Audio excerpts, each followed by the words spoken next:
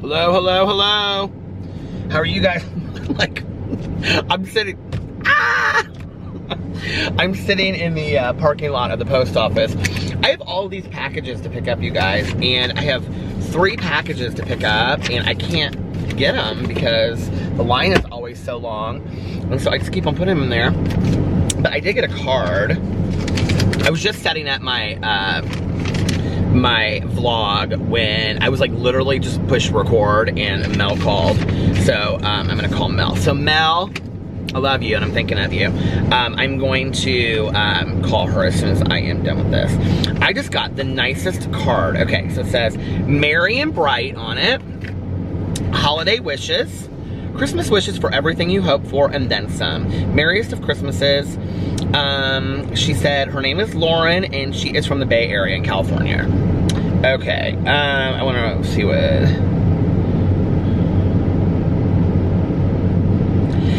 I don't know if she wants me to read this out or not. So she is talking about being in school and that my videos have helped her get through the semester, and it's just a really nice card. Thank you so much, Lauren. I really appreciate it. This is so sweet. So thank you so much. This is from Lauren. So thank you, Lauren, so much for the really nice Christmas card. I got some Christmas cards yesterday at home, too. I have like 6 cards at home that I need to read. So anyway, I will... it's early. It is 8:48 p.m. I will read those tomorrow, probably, on my vlog. Well, maybe Friday. I did a review of the peppermint hot chocolate, so that is my drink right now. I'm not like real excited about this, but I don't want to stop and get something else to drink. Tomorrow, I have a long day. I have a hair appointment in the morning to get my hair cut. And then, what is going on here? Oh, it just started playing my... And then after my hair appointment, I'm going to pick up Arlena. Oh my God, Arlena! She's so nervous. She keeps on talking about it. I'm picking up Arlena. We're gonna meet halfway from her house to my house. And we're gonna meet in Muncie, Indiana, which is where Ball State is. My brother-in-law went to Ball State. And then we are going to, I was gonna say something to, I don't know what the mascot is at Ball State, so I have no idea. Wildcats, maybe? No. The IU is Hoosiers. What do you call people from Ball State? I have no idea. But anyway, and although she does not watch my videos, yesterday was also Fufu's girlfriend, Jessie, who's been in my vlog. It was her birthday, so happy birthday, Jessie! Oh my God. It's so weird, like so many people, and my very dear friend, Jen, it was her birthday as well tomorrow, so happy birthday, Jen. You know, there's so many people that like the 17th is like, that I know in my life. There's so many people. My cousin Caroline, her, oh, no, that's November, I think. I was gonna say, I think it's December 17th, but I think it's November 17th or 15th or something like that, but I know it's close to that date. I'm not very good with remembering dates. Okay, let me just tell you, my good Judy, Tanya Jane, she, what do you call it, like her birthday and her anniversary, her sobriety birthday, her real birthday are like real close together. They're both in February. And then her wedding anniversary is coming up. And so it's like, I always get all of them confused, and Eric's birthday and everything. I am not great, you guys, with like dates of birthdays and stuff. I forget some of my close people in my life. So anyway, how are you guys doing today? Today has been, it feels like it's been a really long day. And I don't know why I didn't really do a ton of stuff today, but I got up and just kind of hung out and got some stuff. It's so cold in Indianapolis, because it is 14 degrees here right now. I tweeted that out. I was like, it is so cold outside. It is 14 degrees. I actually brought my huge, I have like this old North Face coat. I don't even remember when I got this thing. I think I may have gotten this thing in a consignment store. It's huge. Do you see this? I think think I did get it at a consignment store. I think the zipper on like one of the pockets is broken or something. Who cares? It is so comfy, cozy, warm. So I've had that for years. I had to bring that coat because I was like, it is cold. And of course I have no socks on with boat shoes, my Sperry topsiders. And I've been going around in this sweatshirt all day today, thinking that that was enough to be out in the weather when it's like freezing cold outside. So I got up and I did some stuff throughout the house. And then, oh, I don't know where to find this comment, but I was talking about my tooth, and somebody commented on a mouthwash that you can get over the counter. Can you comment on that again and tell me what that, or email me, either email me or at the email listed below. You can do my business one, I don't really care. You guys can use either email, it doesn't really matter to me, and you guys are family anyway, so it's whatever. I mean, I go through all the emails anyway, you know, the booktube, the emails, and the review channel email, and I mean, I look at them every day, so it's like no matter what channel you email you send it to, I'm gonna see it. But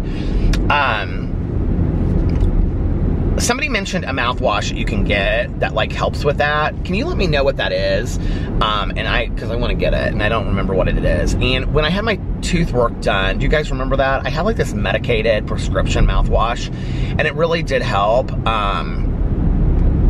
But like the thing on the prescription like ran out. It was just supposed to be like you would like clean your mouth out. You would like, you know, gargle it and spit it out. But it was like, it got old, and so I just threw it out. But anyway, and I didn't really use it a whole lot anyway, but it did help at the time when I was going through that extraordinary tooth pain, you know? So anyway, that seems like so long ago. Was that in the spring? When was that? Was it 2 years? That wasn't 2 years ago, was it?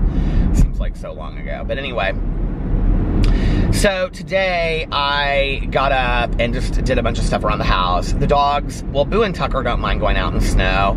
Tucker kind of goes out and then realizes how cold it is and then comes back in. Boo Radley will just hop through the snow. He doesn't care. He loves the snow. But I took the dogs outside, and PB doesn't like it at all. He hates the snow. And I think that,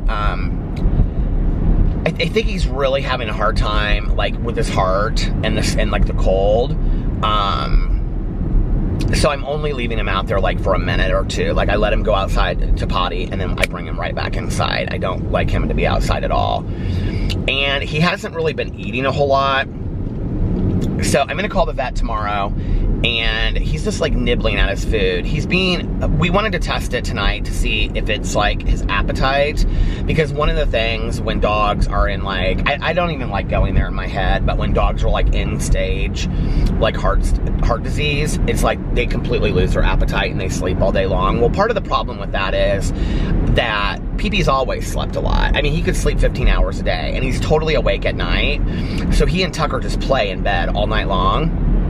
And maybe that's part of what it is. Maybe it's part of my schedule. He always waits for me. Like when I get up, when I come home, like he'll come inside, and if I eat something like some hummus or whatever, I usually sit in the chair at the end of the night when I'm like done vlogging or listening to my audiobook, and I'll sit in the chair, and this car just like stopped in the middle of the road, and then was gonna turn, and then it's not gonna turn.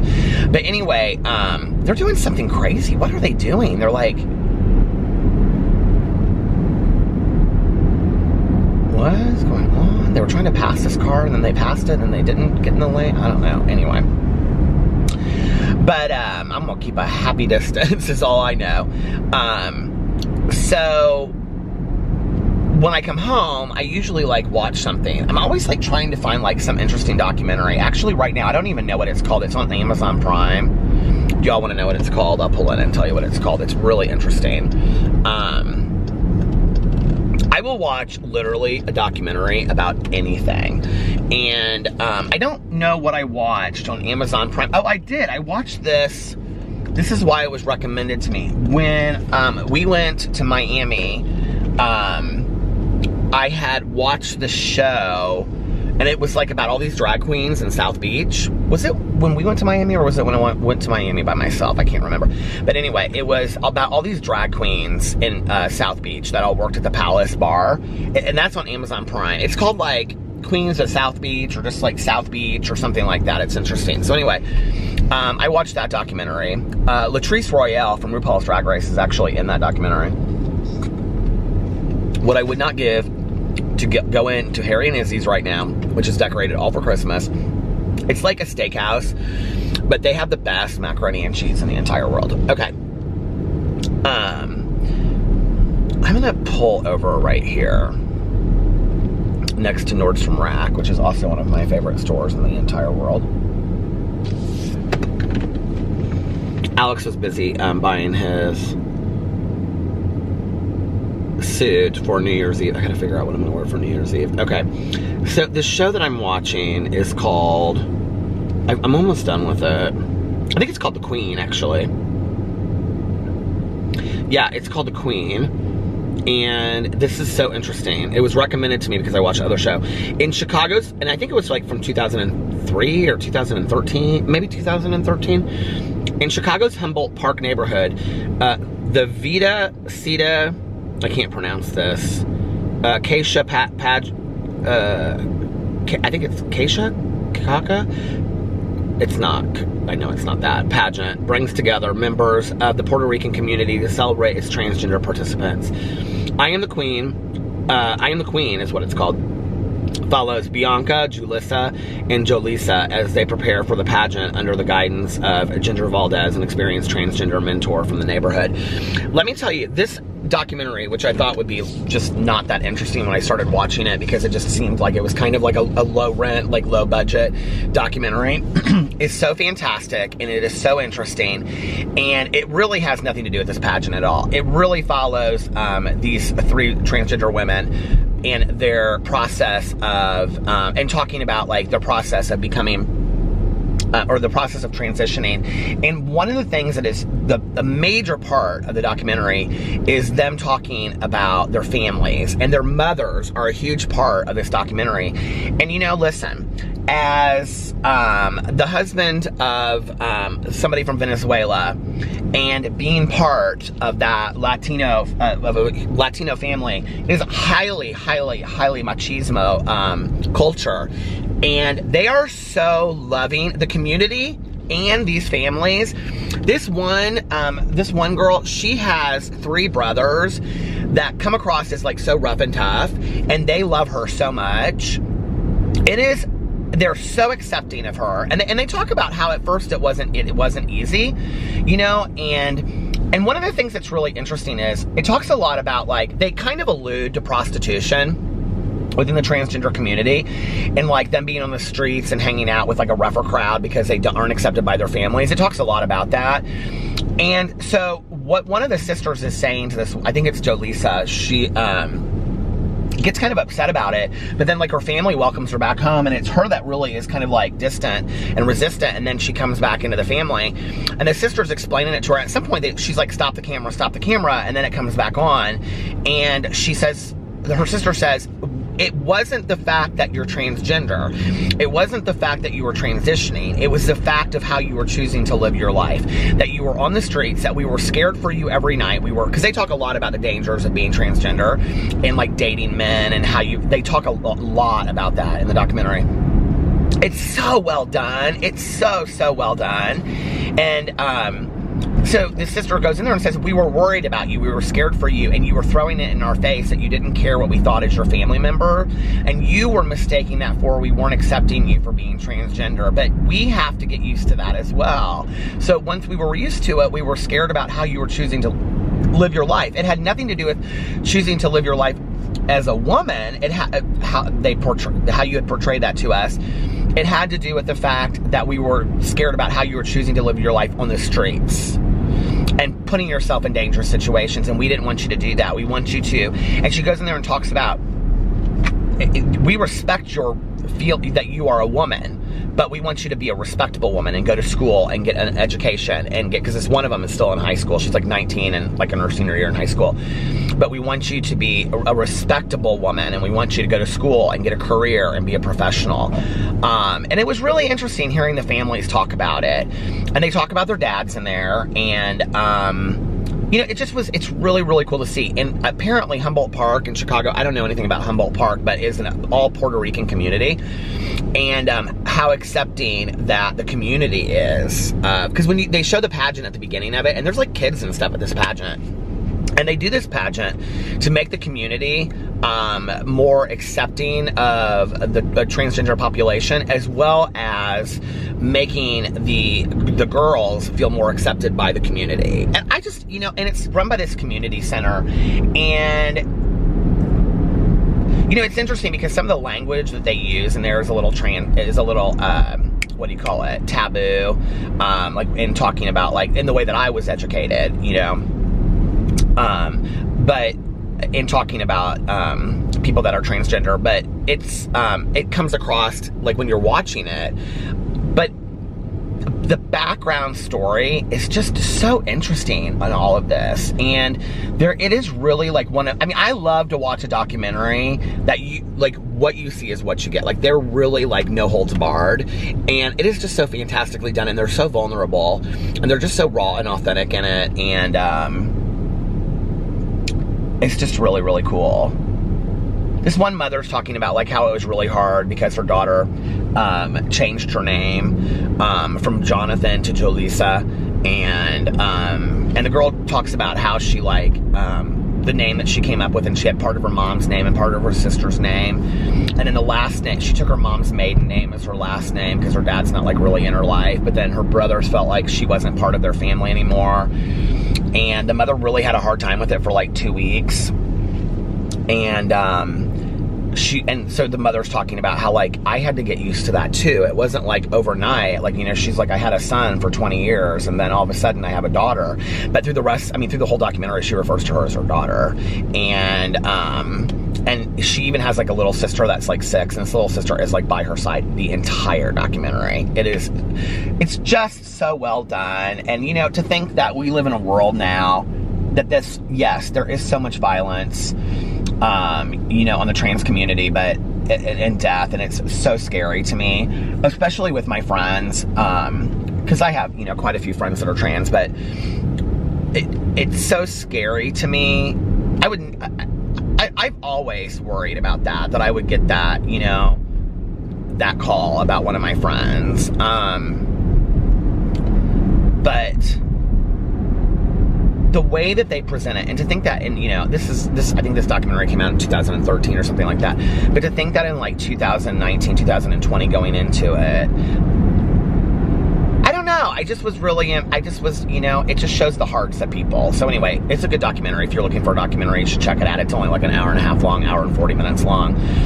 So anyway, but I go home and like I watch a documentary before I go to bed, and I sit down. I met up with a friend of mine tonight, earlier in the evening, a sobriety friend of mine, and we were talking about TV shows. What was his favorite movie ever, he said? Spider-Man versus the we were talking about movies and TV shows just randomly, and he was like, my favorite movie ever, he was telling me. He had rated all these movies, and he was like, you gotta, like, he was telling me which movies to watch from 2018, and he had like done an Excel spreadsheet and stuff. These are like real friends of mine that make Excel spreadsheets, okay, because they want to rate their movies, which I love. I live up for all of that. But anyway, it's very much like Goodreads, but for movies. By the way, I don't have you pulled up, but whoever you are out there that said how to go look up my past Goodreads challenges on Goodreads, God bless you. Can I just tell you? I went in there and I looked, and like right underneath my current challenge, like literally right underneath it, it says past challenges. I'm like, Peter, how could you possibly have missed this when you're on Goodreads like every other day? Okay, I get on there like not every day, but like every other day. And I'm like, how could you possibly have missed this? Like, this is ridiculous. But I have to say, last year, I think I read 48. I'm gonna go in here in a second. I'll tell you what I read. But last year, I think I read 48 books. So I've got 47 or 48. I have to read that many books at least this year. I was kind of surprised that how few books I had read in the last few years. I thought I had read a lot more, but I guess not. But anyway, so whoever you are, thank you so much. I really, really appreciate it. This coffee, or this hot chocolate is so sweet and so cold, but it's kind of delicious. Anyway. I love the fishes because they're so delicious. And I'm in a really good mood today, can you tell? Okay, so I come home from vlogging or listening to my audiobook or whatever, and then I sit in that chair and I get hummus and chips and, you know, whatever. what did I have last night? Oh, I had the other half of my spinach grilled cheese sandwich when we went to this restaurant called Wolfie's. It was so delicious, you guys. It was like a spinach artichoke. It was like spinach artichoke dip, but like grilled cheese sandwich. It was so good. Okay, I'm gonna pull in here to this. I'm gonna pull into the parking lot here and tell you guys my reading challenge. But then PP comes, he's like waiting for me, and he comes downstairs. He's the only one that does it. And he comes downstairs, and then he sits in the chair next to me. And I sit there and I eat my little snack, and I watch like 15 or 20 minutes of my documentary, whatever I'm currently watching, or TV show or movie or something. And then I I'm like, okay, BB, you ready to go to bed? And then I take him outside. Well, when I take him outside, then the other two come downstairs, and then I give them all a little treat before they go to bed, and they get a little drink of water and their treat. That's our little nightly thing that we do. Go potty, and then nightly treat, and water, and then we go upstairs to bed, all of us. And then Tucker and PP play all night long, but he always wakes up for me. Those are the kinds of things that make me sad when I start thinking about PP not doing well. I kind of had this like thought today. I was like, he's gonna be 14 in April if he makes it there. I really hope he does, and he's doing well, for a dog that has had heart disease for 2 years now and kidney disease, he's doing pretty well, but I was like sitting here today and I was thinking to myself, okay, the vet said that she wanted him to make it to 13 and a half, okay? And that was when he was 12. So, and she said later, she said, I hope he makes it to 13 and a half, is what she said. I said, how long are you giving us? And she said, I'd like to see him make it to 13 and a half. If we can get rid of his cough and whatever. He really never coughs anymore. Really never does. Like maybe once a day, but hardly ever. There will be like one day every other week where he coughs. He hasn't really coughed a whole lot lately. And she's like, if we can get his cough under control, then he'll just, he can be a dog that dies of old age. But the reality is even, the chance of him living to 16 or 18 is not great. So we're towards the end, and it makes me kind of sad. And those are the things I think about, is like, when the little guy doesn't come down anymore, to sit next to me while I'm like watching TV, or like, I always pick him up and the other two run upstairs and jump on the bed because they can still jump on the bed. Boo Radley's a little scared to jump on the bed sometimes, but in the dark, in the light, he doesn't mind doing it. But like I pick up PP and then I put him on the bed and stuff, and I'm like, it's a little ritual thing that we do every single night. So I'm going to be sad when, I can't do that anymore. I like to try to not go there. I don't know. We got kind of talking about the dog tonight, and just being like emotional about things. And Alex was like, he said, what do you feel about getting a new therapist in January? Because, we stopped seeing our therapist because he retired his practice and we haven't gotten anybody new. We looked and we didn't really find anybody we wanted it, and things were going well. And I said, I'm totally open to that. Like, what do you think about it? And he goes, well, I think that I want to do it while things are really, really good. And I feel like things are great between us right now. And he said, but I'm really emotional about stuff ever since Jason passed away. And he said, and that was at the end of us seeing our therapist. I think that was like right. It's going to stop. Hold on. I think, because I do remember talking about that to our therapist. So I think that was maybe like the last session. It had happened, and then we had our last session with him. And Alex is like, I've been really, really emotional, because a big part of what Alex worked on individually was being more emotional, being more in touch with his feelings and his emotions, and he totally has. And he's like, before, where he would say, like, I don't really feel like I can be in touch with my emotions. Now he really is, and instead of me being super emotional, I think I've brought mine in a little bit, so we're more balanced. And he said, but I really just would like to have somebody that we can go talk to, like, maybe, you and I do what we were doing before, where we go see somebody, like, every other week together. And then, like, in between, we, maybe once a month we go together, and then, like, in between we go individually. And I said, I think that's fantastic. I think we should do it, And, You know, at the time that we were going to counseling and we were saying that we were going to find another counselor, there were a lot of comments on my videos, and people said, you know, why do you need to depend on a counselor or whatever, or a therapist? It's not so much depending on it, is that it's like always improving and it's like going to the gym, right? Like, you don't get your body, and I am nobody to speak of this, but I'm just using this as an analogy. You know, you don't go to the gym and use a personal trainer, who I had a very long conversation with today. You don't go to the gym and talk to your personal trainer about you know, getting your body into shape, and then you do the work and you get your body into shape and you build all the muscle, and then once you get the body that you want, you just stop, right? Like, you continue to go to keep your body in shape. Well, I mean, this is mental muscle, so it's the same thing. It's about continuing to go. Do I feel like I need to go to a counselor or a therapist for the rest of my life? I don't feel like I have to, but do I feel like it would always help me? Sure, I do. And if we can afford it, why not go? And so we're going to do that in January. We're going to find somebody to start going to again on just a semi-regular basis, you know? Maybe not as much as we were going before, but a semi-regular basis. And I thought it was interesting. Alex was like, you know, I think that we should go now while things are really, really good, instead of waiting for things to get bad, because that's what we had done before, was we waited till things were like falling apart at the seams, and then we're like, okay, let's go and fix this. But things are so good now, he's like, let's go while things are good, so that we can just kind of we can move up from where we're at now. And I was like, I'm totally down for that. So we're gonna come up with some people. So, but like we were talking about pee-pee, and we both got kind of like real emotional talking about that. You know, I don't know how I'm gonna handle that, and I can tell you right now, like Alex has never lost a pet in his life. So, and you know, pee-pee was his dog first, so his boyfriend got him for him 2 years before we met. Pee-pee was 2 when I met him, and so that was, I've been with Pee-pee almost 12 years, but Pee-pee was a birthday present from Alex's ex. I actually did a video about this one time, and I thanked his his boyfriend his ex-boyfriend whenever I see him. We're fine, he's a nice guy. But I thanked his boyfriend in the video for Pee-pee, because I was like,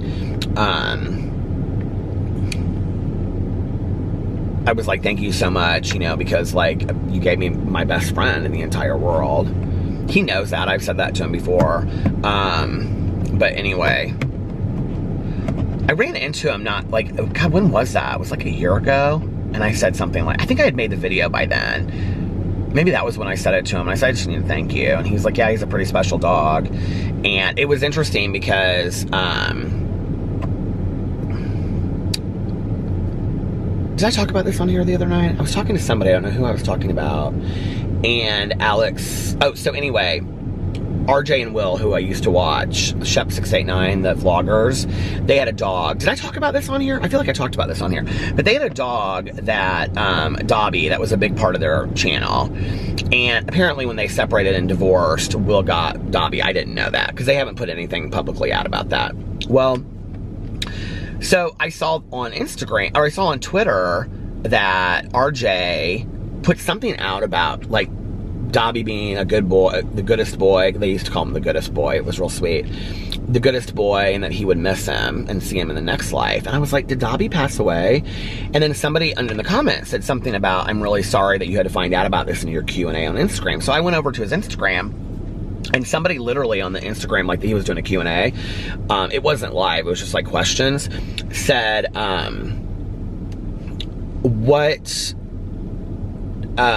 there was something I wanted to do a Q&A about tonight. No, I don't remember what it was on my Instagram. Why don't I remember what that was? Oh, I just remember what it was. I just remembered. Good. Good, I'm glad I just remember that. But,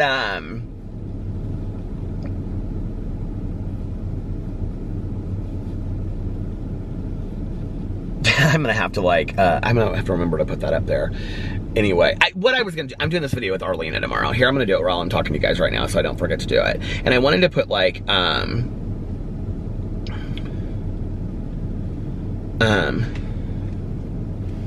we don't need to do a shot of Peter Monn. Hold on a second,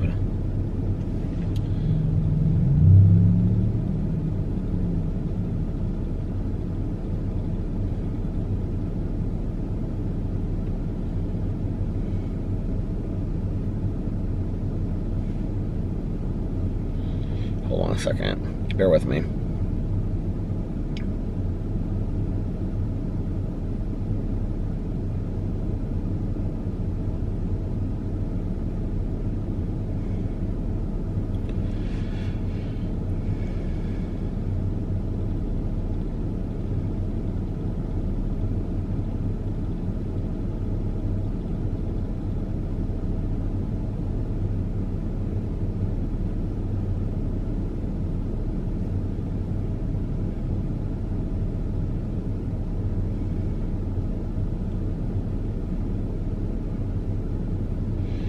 So, I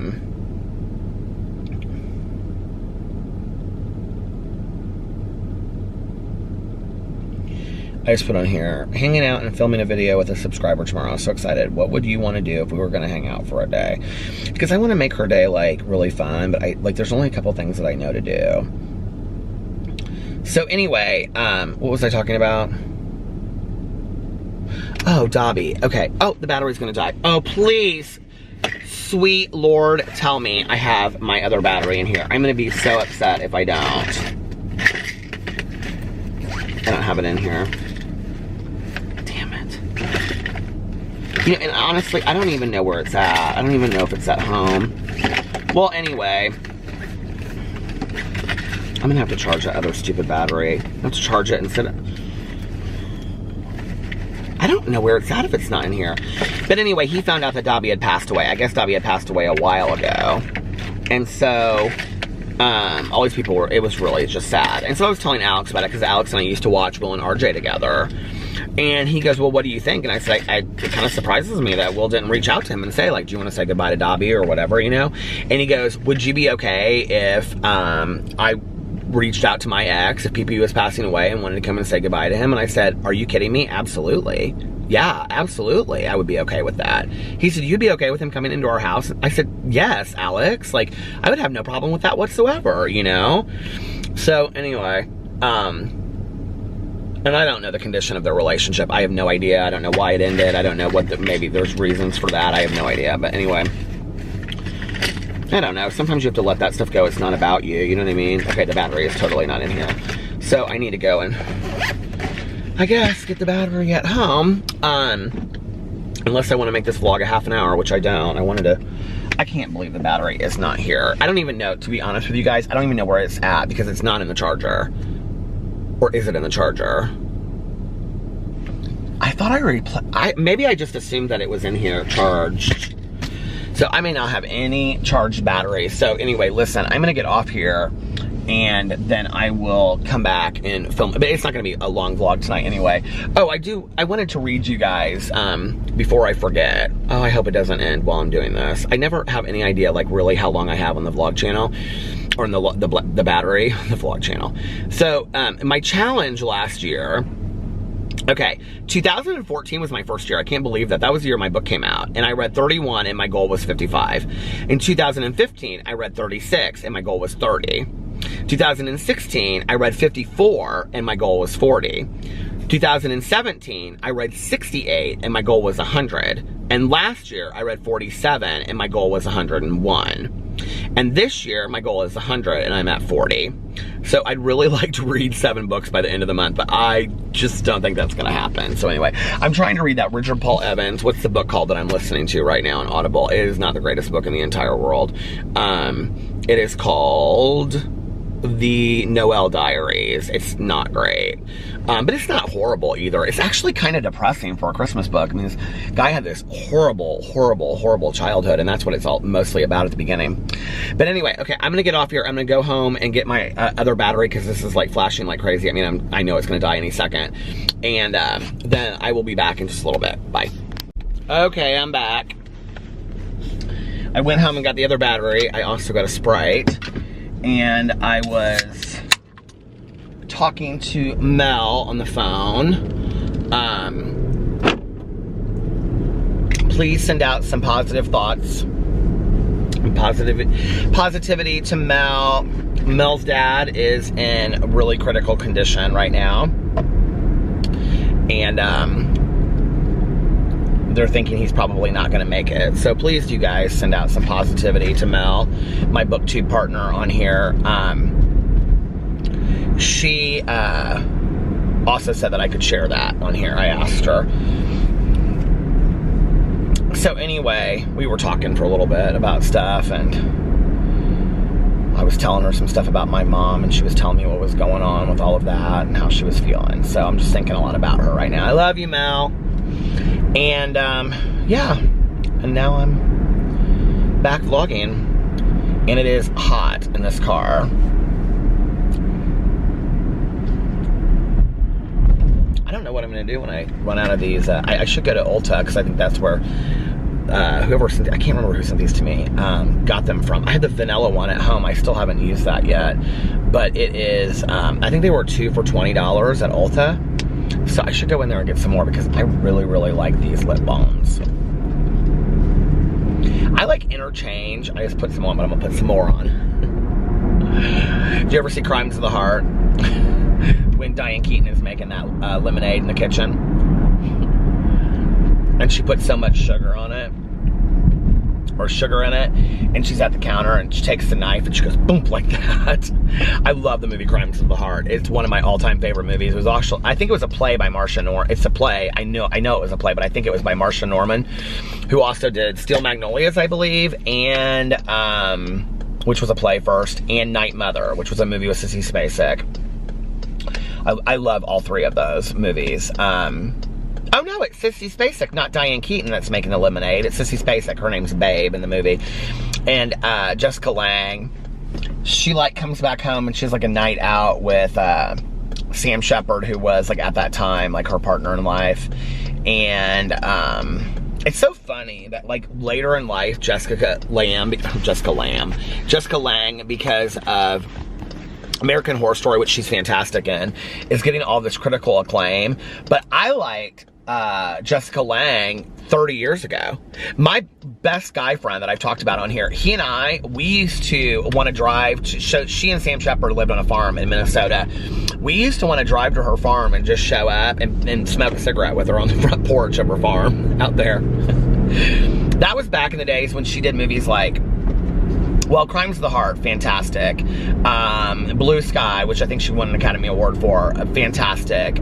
Cape Fear, one of the best movies Jessica Lange has ever done. But it's interesting that like now later she's getting all this critical acclaim, which I think is fantastic, you know, but she and Sissy Spacek and Diane Keaton, I adore. Angela Bassett, who was in How Stella Got Her Groove Back, which is probably one of the most, and Waiting to Exhale. Oh, that scene in Waiting to Exhale, before she gets her hair cut, you know, when her husband cheats on her, and she lives, I think it's in Arizona, it's supposed to be Phoenix, and she's got that huge house, and she puts all this stuff in her car, and she lights it on fire, and the police officer comes up and says, in the state of Arizona, you can only burn trash in your yard. And she's like, oh, she takes a cigarette and she like flicks it into the car. And the police officer says, ma'am, in the state of Indiana, you're only, or state of Indiana, that's where I live. In the state of Arizona, you're only allowed to burn trash in your yard. And she goes, it is trash. And it's all his stuff. And she just stuffs it inside of his car.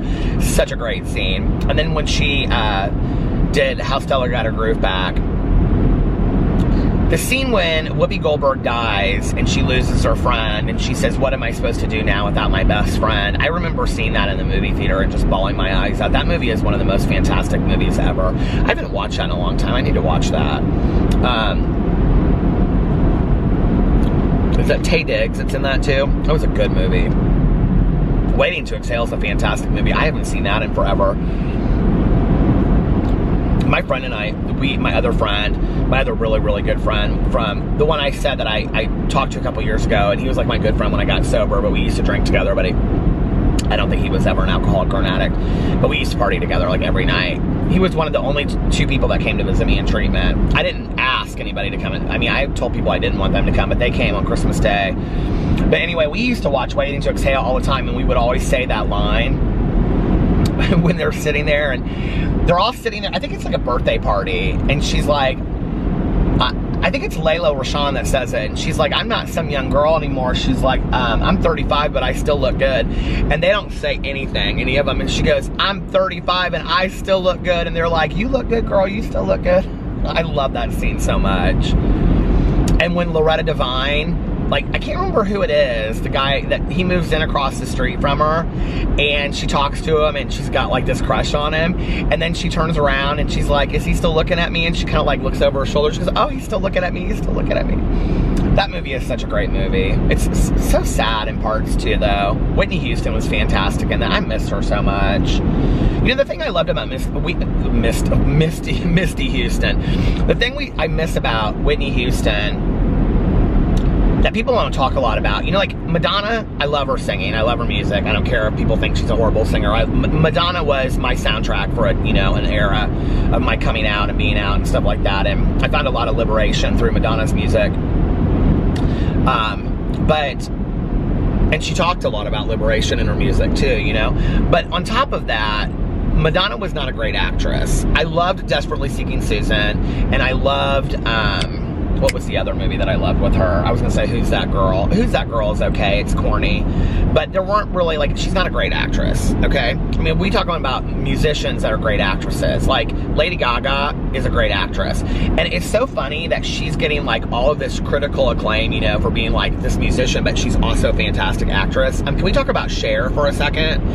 I will never forget seeing that movie Mask with Cher. She was so good in that movie, and the movie, oh, what is it called? Where she won, I think she got nominated for Academy Award. That's when she wore that whole see-through outfit, for the one where she's the one where she goes, snap out of it. What was that movie with Olympia Dukakis? Shoot, Moonlight something. I can't remember what that movie is called, but that is a really great movie too. I can remember sitting at my dad's house, drinking at the edge of my bed, watching that movie. What was that movie called? But Cher, great actress that was also a singer. Bette Midler, The Rose, you know, what was the movie? Oh God, it was so good. With The Wind Beneath My Wings comes from that movie. Beaches, such a fantastic movie, you know, and all of these singers that were really, really good singers, you know, let alone, or really great actresses, let alone singers, and I don't think they necessarily got the acknowledgement they needed to get, you know. And then some actresses that were kind of good singers too, like Diane Keaton and Annie Hall, when she says, she's in the bar and she sings that song. I've sang it on here before because I love that scene so much, when she's like, seems like old times having you to talk with. I love that so much. Cher was so great in that movie Mask. Oh my God. She was great in Mermaids. There's been a lot of singers that are really great actresses, you know. But anyway, I loved Madonna. I thought she was like, you know, a great singer. I mean, I love her still. She's a great singer. I don't really love the stuff she's put out currently. But, who was I talking about before Madonna? No, I don't even remember. But yeah, we don't talk a lot about these singers of the past that became, you know, actresses in their own right. I mean, we did at the time, but not the way that, like, Lady Gaga is like, oh my God, she's in A Star Is Born, stop the world, you know? Like, I mean, it's like, she's not the first one, and I love Lady Gaga, don't get me wrong, I do, right? But there have been some amazing acting performances by singers out there, you know? If you have never seen The Rose with Bette Midler, go see rent it, find it on Amazon Prime or somewhere. It is, The Rose is hands down, like, it's based, you know, loosely on the life of Janis Joplin. It is one of the most fantastic movies in the entire world, and it ends so tragically. Who else is another singer that was a great, I'm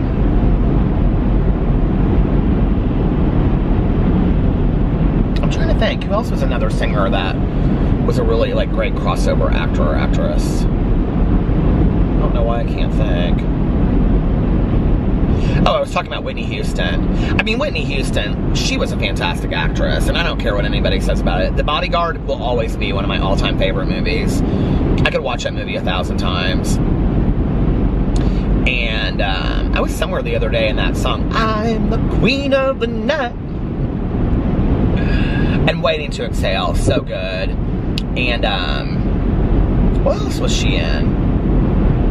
The Preacher's Wife. Now that wasn't maybe the best movie in the entire world, but it was a sweet movie. My very first boyfriend and I, we went and saw that in the movie theater. He wanted to see it so bad.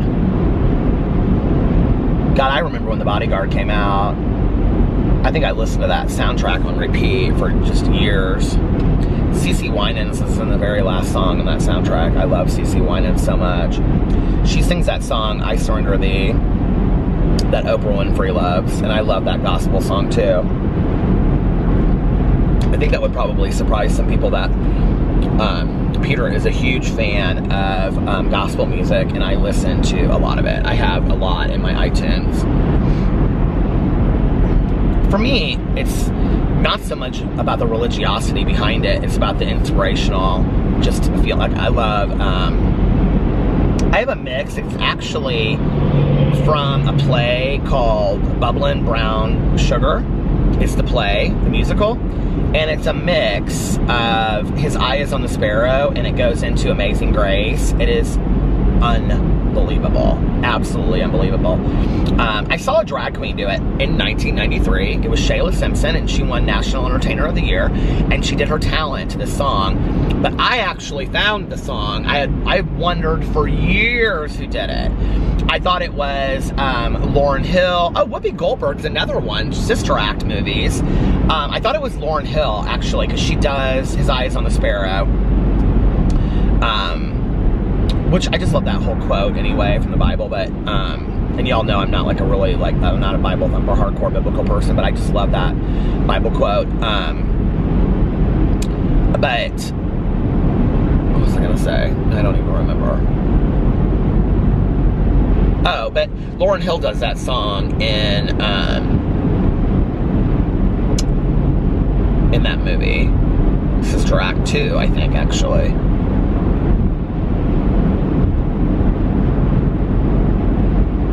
Bradley Cooper, you know, was a phenomenal singer in A Star is Born. I was really impressed with his singing in A Star is Born.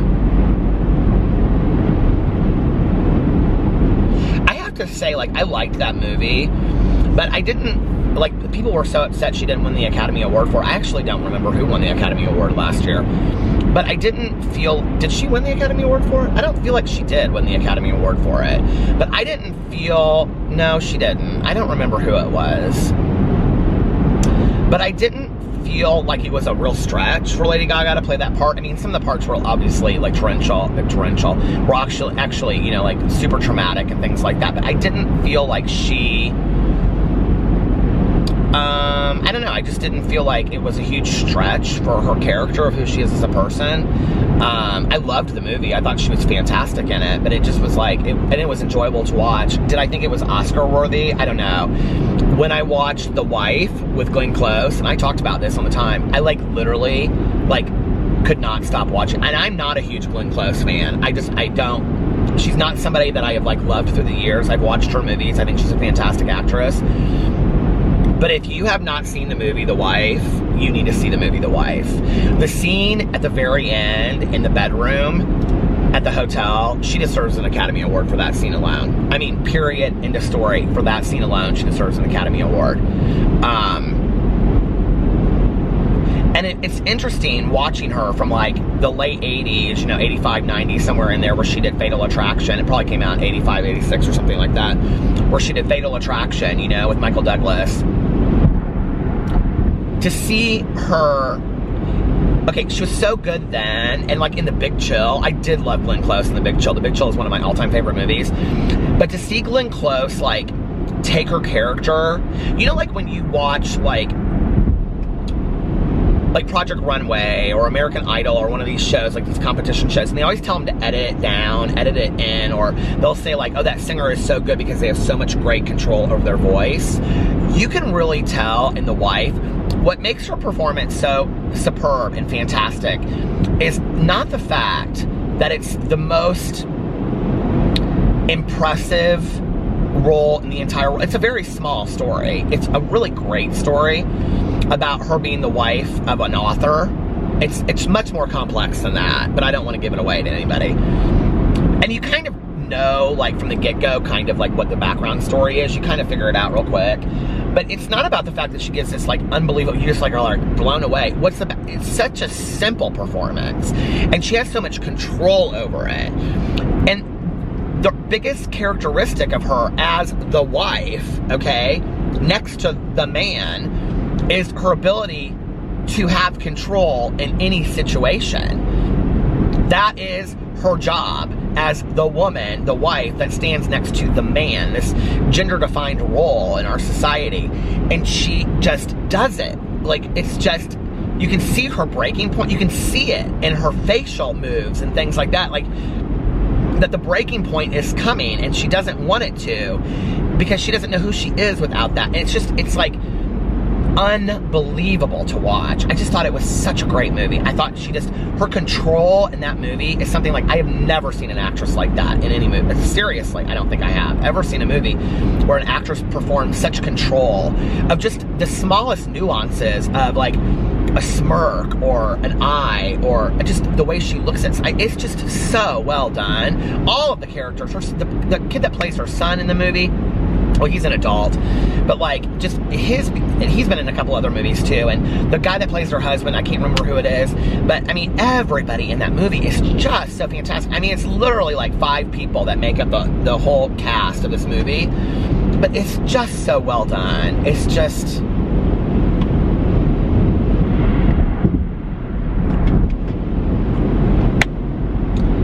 really, really good. It's like, we don't talk about this movie very much anymore. Well, nobody ever does, but there was a movie back in the day that Diane Keaton did. Well, Jill Clayburgh did a movie in the 70s called, it was about divorce. Something woman. What was that movie called? Oh, God, my mom loved that movie, and it was such a, I watched it later when I got older. But Jill Clayburgh is fantastic, and I love Jill Clayburgh anyway. But then in the movie Shoot the Moon with Diane Keaton, where Albert Finney is her husband, and he is an author, and he is having an affair. And she stands in the kitchen, and she has just found out the night before, because she overheard a phone conversation where her husband's having an affair, but she's known for a while, you can tell. And this is at the very beginning of the movie, because it's about their, An Inconvenient Woman is what I think that movie's called, An Inconvenient Woman. But anyway, it's about Jill Clayburgh dates. She's divorced. She goes through a divorce, and she's had therapy. It shows her therapy sessions, and she dates 3 different guys. And one's, like, very serious, and one's an artist. And it's really about her coming into her own. I mean, it's very similar in some ways to Living Out Loud with Holly Hunter, which is probably one of the most fantastic movies ever, going about divorce and separation. And if you've ever gone through a really harsh breakup, I mean, that movie is so fantastic. I mean, it has some of the greatest lines in it ever. The Holly Hunters, it's really funny, and Queen Latifah is great in it, but there's this one scene when, I'll get to Shoot the Moon in a second. Well, in the Shoot the Moon, Diane Keaton looks at him in the kitchen, and he's like, "What's wrong with you?" And she's like, "Your lady friend." And he's like, "My what?" And she's like, "Your lady friend." And he goes, "What is that?" And they're like, it's silent out in this farmhouse in the middle of, like, they live in, like, outside of San Francisco. I can't remember what that city is called, but anyway. And he goes, "My what?" And she says, "Your lady friend." And she says it with such control, you know? And he goes, "What is that?" And she said, "It's like fucking, but you don't tell anyone." And it's just, like, moments like that I just, like, so appreciate. Like, when, like, it's the line, but it's the delivery, and it's just the control of all of it. Like, I enjoy all of that when I watch a movie, like, how fantastic that is, you know? But, what was the other movie that I was going to talk about? Oh, Living Out Loud. So her husband leaves her for another woman. He's having an affair, and she gets pregnant. So Holly Hunter, who I love Holly Hunter anyway. Oh my God. Saving Grace was one of my favorite TV shows of life. But Holly Hunter's husband in the movie is having an affair, and so he leaves her for this other woman. And she goes out. Holly Hunter has to close on her condo apartment the next day with her husband. They have to have this big closing meeting. And so she goes out, and I'm not condoning or endorsing anything that she does in this movie, but it's what the character does. So she goes out the night before, and she's been going to this jazz club where Queen Latifah sings. And she and Queen, and they become kind of friends. I'm getting like texted nonstop. Who is this?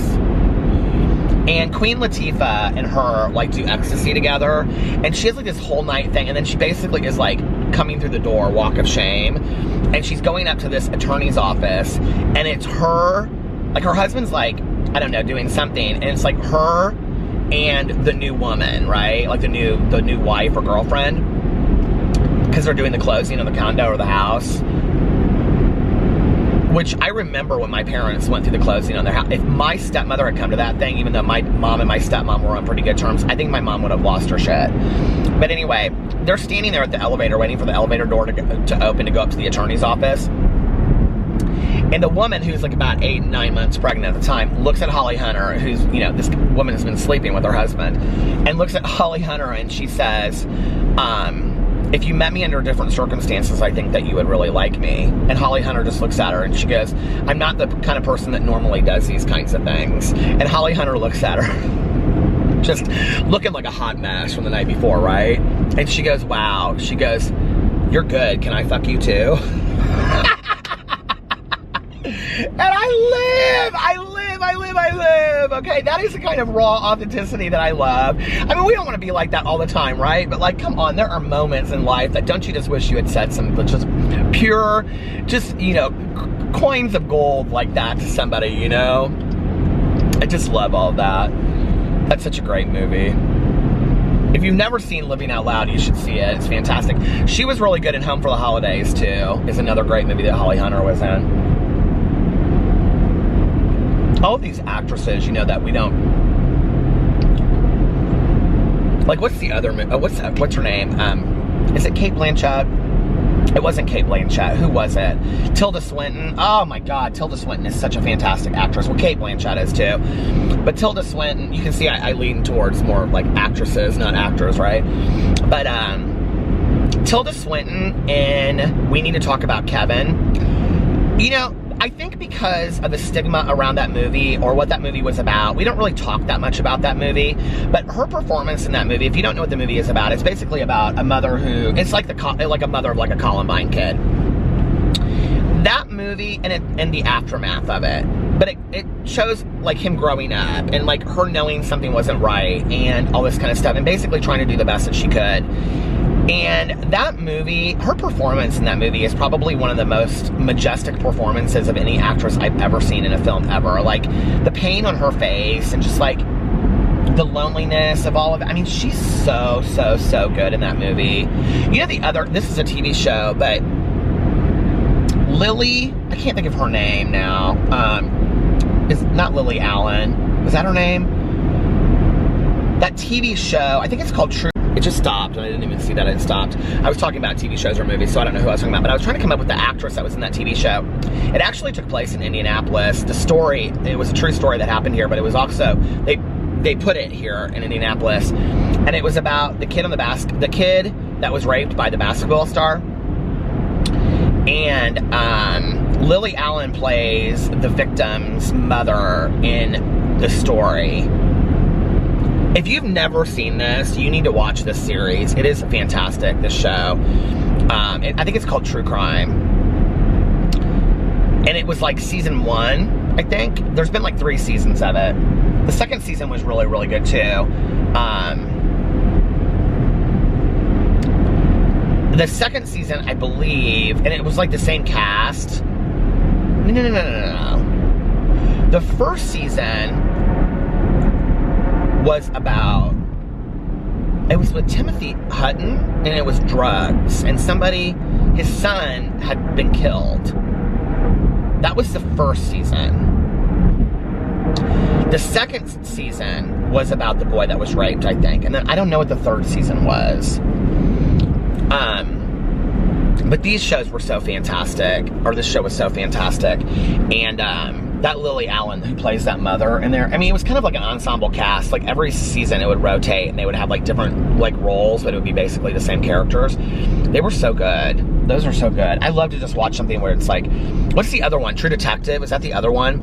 Where the season 1 was Matthew McConaughey and Woody Harrelson, which I know that people find this hard to believe, but I think that Matthew McConaughey, to me, always, I mean, it's like Matthew McConaughey, Daniel Craig, Brad Pitt, these are my big ones, Anderson Cooper, Andy Cohen, these are like my celebrity crushes.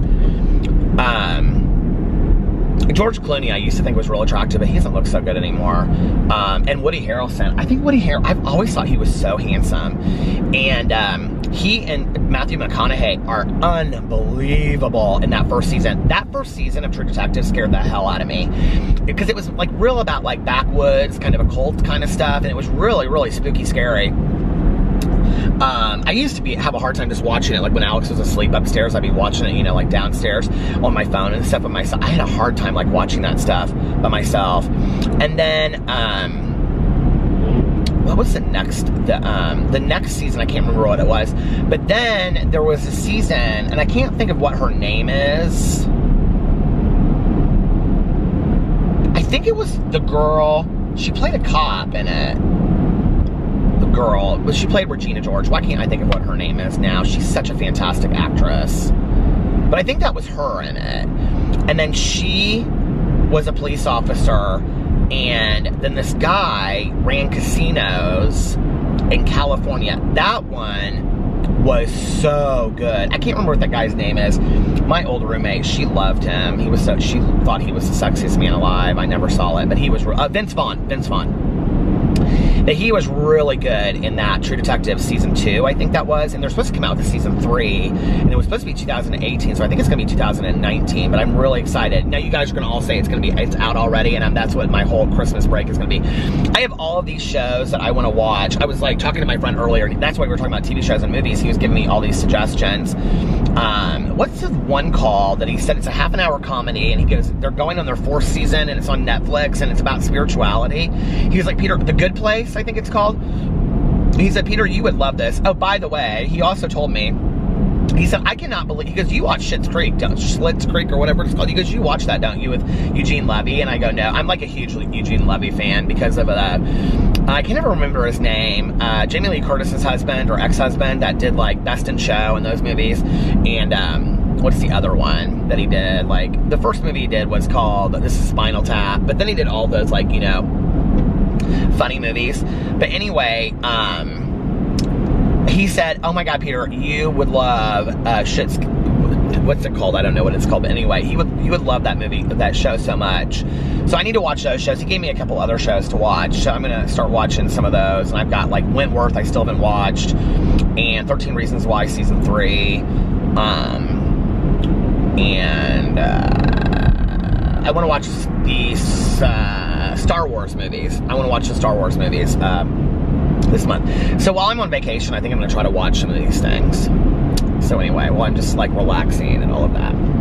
But anyway, listen, I'm going to get off here now to listen to some of my audiobook. And I'm going to turn around and head on home because I got an early day tomorrow. I'm so excited. Oh my God, I'm so excited to hang out with Arlena. And I'm excited to get my hair cut. And I mean, that's just kind of something I have to do. But anyway, I love you guys. And I hope you are having an amazing Thursday, unless you have other plans. But like I always say, do not have other plans. Make the most of your day. Is it like out of focus right now at the very end? That would be the story of my life. But do something today that is fun and exciting. Do something today that will make you happy. And that when you look back on, you'll be proud of doing, you know. Do something today that will be a step in the future for changes in your life, positive changes. And if nobody else has told you this today, I love you. Make sure that you look at yourself in the mirror every single day and you say, I love you, you are valuable, you are important, and you matter, and today is going to be a great day. And do your positive affirmations every single day. And I think I'm going to turn around right here in this, because I don't want to go much out to the country. And most importantly, make sure that you pass it on to somebody else and let them know how much they mean to you. And yeah, and thank you guys for watching. I love you, and It has really meant a lot to me that you guys have stayed along for the duration of 3 years. I'm turning around in this, like, I don't know what this is, this grain area, or what is this? Oh, it is a grain company. I'm turning around this grain company parking lot. But anyway, it has really meant a lot to me that you guys have stuck with me for 3 years, a lot of you, and the last year for some of you, and it means the world to me. I love you, and I will see you tomorrow. Bye. Love ya! Love ya, love ya, love ya!